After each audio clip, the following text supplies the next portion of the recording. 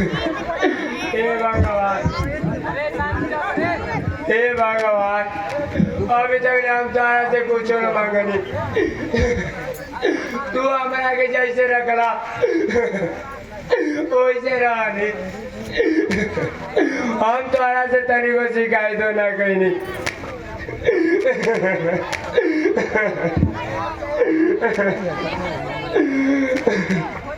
हमारा माई हमारा के छोड़ के चल गई, हमारा मुंह में माई के दूध ना गई,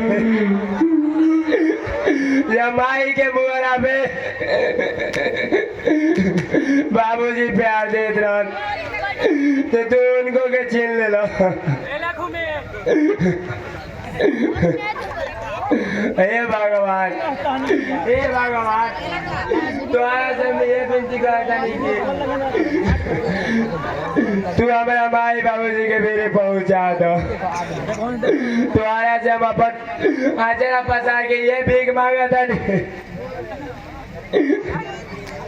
तू हमारा के माई बाबूजी के मेरे पहुंचा दो।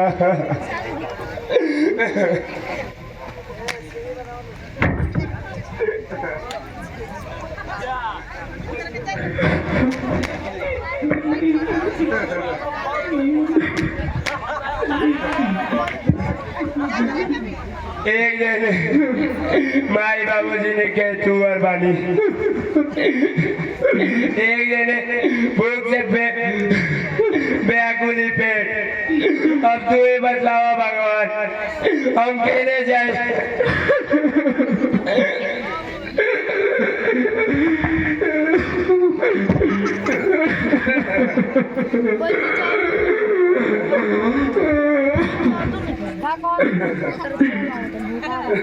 काहे चंदन बबुआ, तू काहे रोता?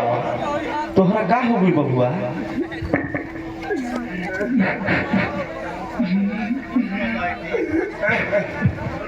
हम अपने किस्मत पर रोज वाली चाचा, तू हमारा किस्मत ला के देना, हम अपने माई बाबूजी के पीछे चल जाए।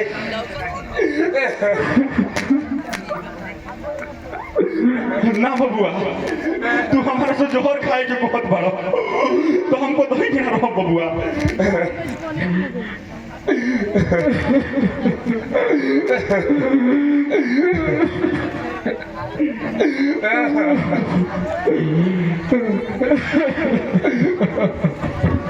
चाचा, काहे बड़ा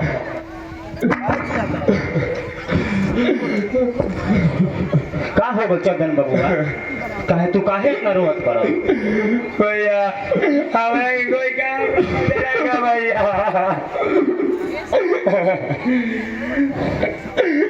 मत रो चंदन बबुआ, सवेरे तो हर भौजी को चौड़ी बनैले रही, हम तुरंत लाके देवतनी। भैया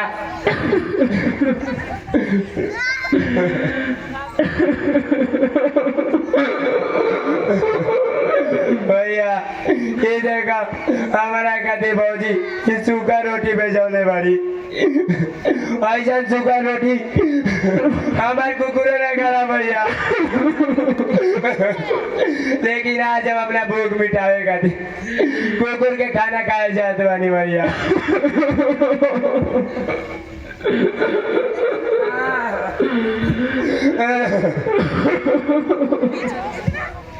ना चंदन, ये तोहरा सूखा रोटी नहीं खाए के, हम ताजा खाना तुरंत लेके आवत बानी।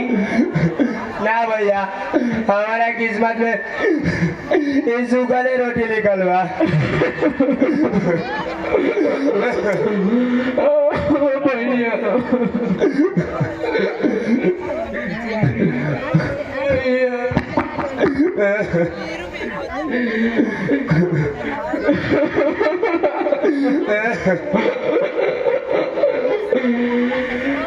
भैया बहुत जोर से भूख लगला।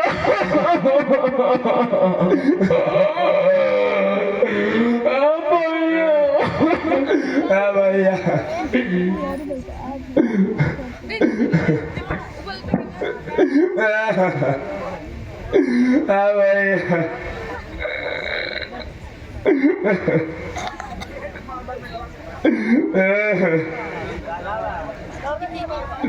ना भैया, हमारा किस्मत में सुखले रोटी निकल बा।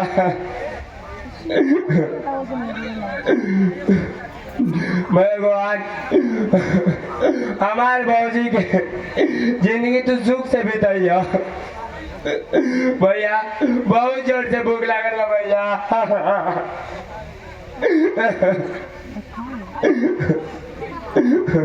मत रहो चंदन बबुआ।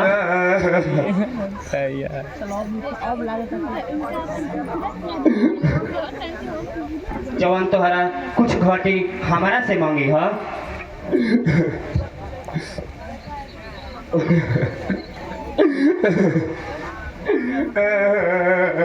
हई पैसा लो चंदन बबुआ, जवन चाहर चीज घटी दुखन चाचा के पैसा दे के शहर से मंगा ली ह।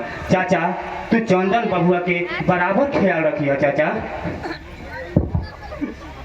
चाचा अरे पैसा तू अपने भी रख लो, अगर भौजी हमारा के देख लियन तो हमारा के मारे लगियन भैया। ना ना बबुआ, ये पैसा तू अपने भी रखले रह, हमारा बराबर काम करे के बा। हम ये पैसा कहाँ कहाँ लेके चलो, ये पैसा तोहरा भी रहो चाहे हमारा भी रहो, बराबर है बा।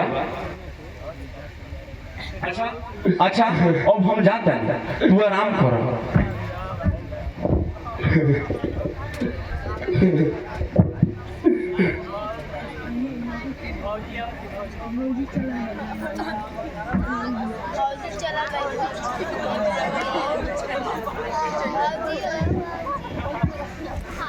का रे चिपन मुहा, आज तो बड़ी ऊंचाई लागत रे।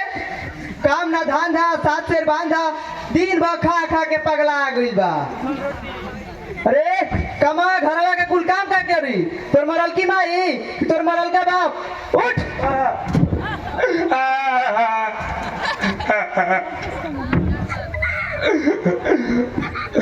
बाबूजी तू हमारा के मार के मुआ दो, लेकिन तू हमारे माई बाबूजी के बारे में कुछ मत कहा बाबूजी। तू जवान काम करेगा वो काम हम करम बाबूजी। अरे हाई पैसा कहाँ से चोरी ले बड़े रे छोटा, केकर पॉकेट मार ले हो?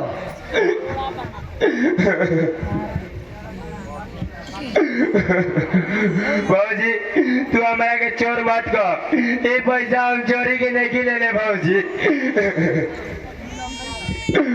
लाख के देवता बात से ना मार, पहले रही कि पैसा मत चुरा, लेकिन सब लेकर तोरा पूजा।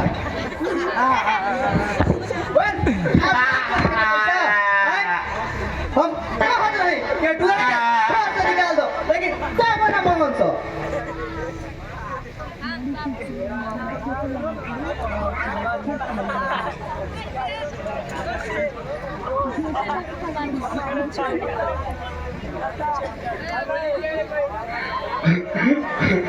बाबूजी ये पैसा हमारे के भैया दिला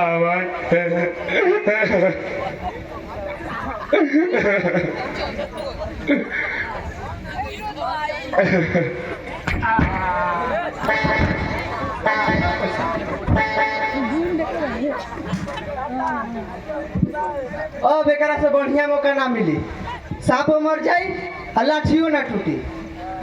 हम एकरा के छत पर से ले जाके ढकेल दे और झूठों के हाला कर दे कि पैसा चुरा के भागत रहे तो सीढ़ी पर से गोड़ छटक के मुंह के बले गिर गई हो।